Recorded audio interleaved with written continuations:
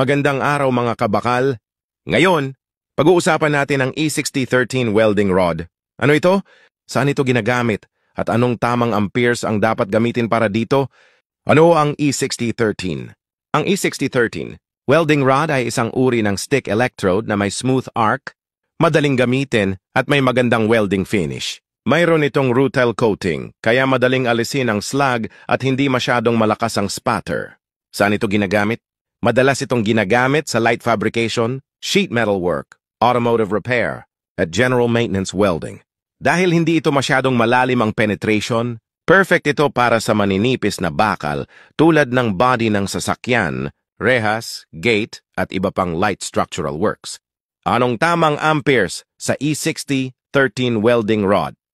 Ang tamang ampere setting ay depende sa kapal ng electrode, 20 mm, 5464, 3060 amps, 2.5 mm, 3 to 32, 60, 100 amps, 3.2 mm, 108, 90, 140 amps, 4.0 mm, 532, 1 to 40, 180 amps.